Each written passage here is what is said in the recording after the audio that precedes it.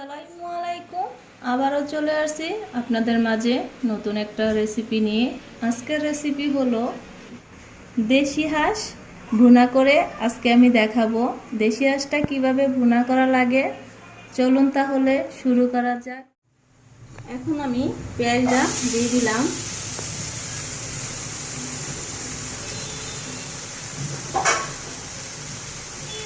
পরিমাণ মতো তেল দিয়ে দিলাম,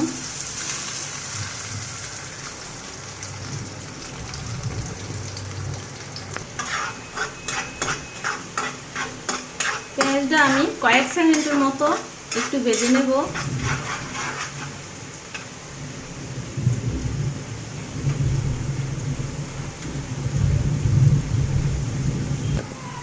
এখন আমি তেজপাতা দুইটা দিয়েছি, মেথি, দারচিনি, এলাচ, লং দিয়ে দিয়েছি।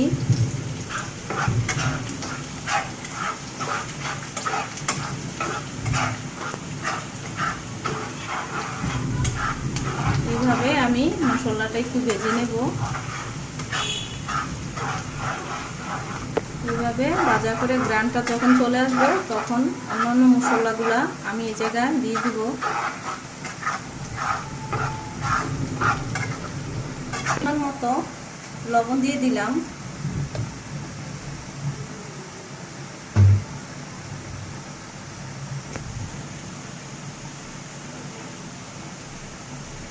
এক চা চামচ জিরা বাটা,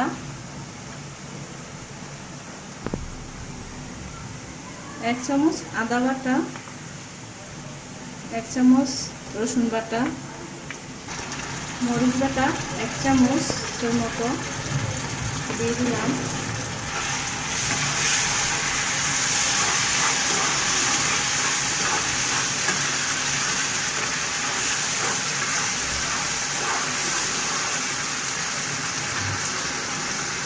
গুঁড়া, মরিচের গুঁড়া, ধনিয়ার গুঁড়া দিয়ে দিয়েছি। ছোট একটা চামচ দিয়ে গোলমরিচের গুঁড়া দিয়ে দিলাম। বেশি গোলমরিচ গুঁড়া দিলে আমার তরকারিটা কালো হয়ে যাওয়ার সম্ভাবনা আছে, তার জন্য ছোট একটা চামচ দিয়ে এক চামচ দিয়ে দিয়েছি। এখন আমি কয়েক সেকেন্ডের মতো মশলা কষিয়ে নিব। এইভাবে কম জালের মধ্যে, না হলে পুড়ে যাওয়ার সম্ভাবনা আছে।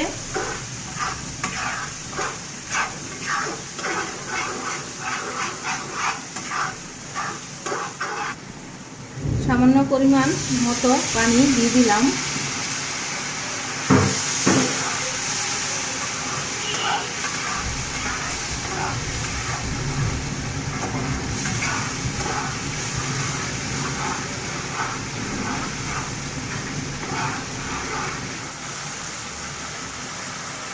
এখন আমি হাঁসের মাংসটা দিয়ে দিলাম।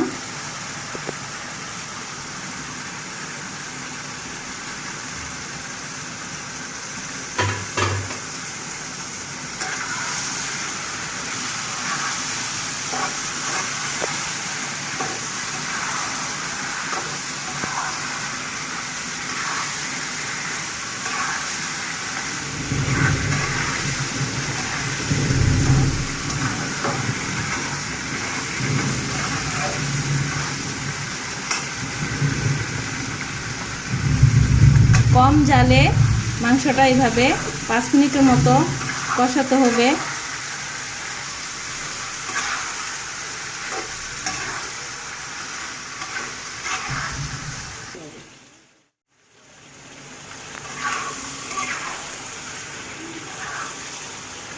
আপনারা এইভাবে 5 মিনিটের মতো কষিয়ে নেবেন, তাহলে হাঁসের মাংসটা খেতে খুবই ভালো লাগবে। কম কষালে মাংসটা খেতে ভালো লাগবে না, তার জন্য একটু ভালো করে কষিয়ে নেবেন। কষানোর পরে সিদ্ধ হওয়ার জন্য পরিমাণ মতো একটু পানি দিয়ে দিবেন। আমার মাংসটা কষানো হয়ে গেলে আমি পানি পরিমাণ মতো দিয়ে দিব।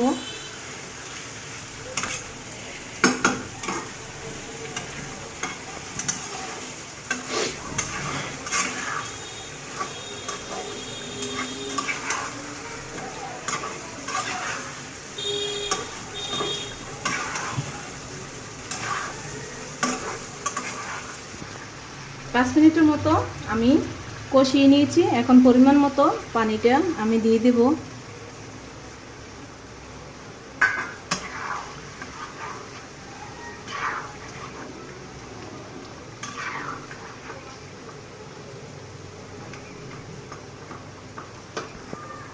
আমি এখন 5 মিনিটের মতো ঢাকনা দিয়ে কম জালে রাখবো। বেশি জালের মধ্যে রাখলে আবার পুড়ে যাওয়ার সম্ভাবনা আছে নিচে দিয়ে।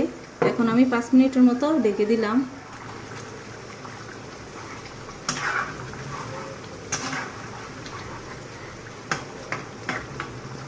ঢাকনাটা দিয়ে দিব সিদ্ধ হওয়ার জন্য ভালো করে। 5 মিনিট হয়ে গিয়েছে। এই যে হাঁসের মাংস ভুনাটা একদম কমপ্লিট হয়ে গিয়েছে আমার। দেখুন কেমন হয়েছে। এইভাবে আপনারা রান্না করলে হাঁসের মাংস সবাই খেতে চাবে। অনেকে আবার হাঁসের মাংস খেতে চায় না। আমি যেভাবে আপনাকে দিয়েছি ওইভাবে ফলো করে রান্না করবেন, দেখবেন ঠিক একদম মজা হবে রান্নাটা, সবাই খেতে পছন্দ করবে।